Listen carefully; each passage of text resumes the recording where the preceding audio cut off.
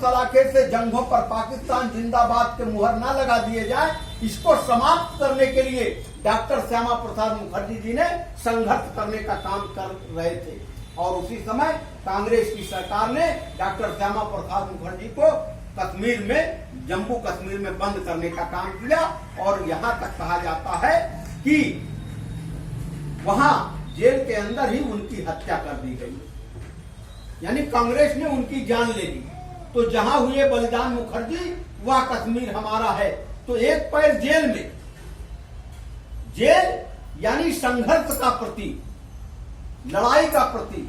तो भारतीय जनता पार्टी आज नरेंद्र मोदी के जो नेतृत्व में इस मुकाम पर पहुंची है, वो डॉक्टर श्यामा प्रसाद मुखर्जी की देन है, यानी संघर्ष की देन है। और ये पंडित दीनदयाल उपाध्याय 25 सितंबर सन 1916 को नगला चंद्रभान में जन्मे थे। इनके माता पिता बचपन में ही इनका साथ छोड़ करके चले गए थे।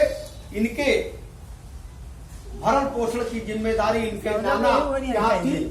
थोड़े ही समय में नाना भी का देहावसान हो गया। इनके मामा भी 10 वर्ष की उम्र में ही गुजर गए। इनकी शिक्षा का काम जो है वो मामा के घर से चला। ये आरएसएस के प्रचारक बने और वहीं भाऊराव देवरस जी के संपर्क में आने के बाद इन्होंने भारतीय जनसंघ में काम करना शुरू किया। लेकिन इनके नेतृत्व में भारतीय जनसंघ बड़ी तेजी के साथ बढ़ रहा था। श्यामा प्रसाद मुखर्जी की हत्या के बाद बड़ी तेजी के साथ भारतीय जनसंघ आगे बढ़ रहा था। सादा जीवन, उच्च विचार, झोले में केवल एक धोती, एक कुर्ता और बनियान और चड्ढी, यही लेकर के ये चलते थे। इनके जीवन की घटना है कि एक बार प्रयागराज में ये जा रहे थे, टेम्पो से उतरे, इनका धोती टेम्पो में फंस गया और फट गया।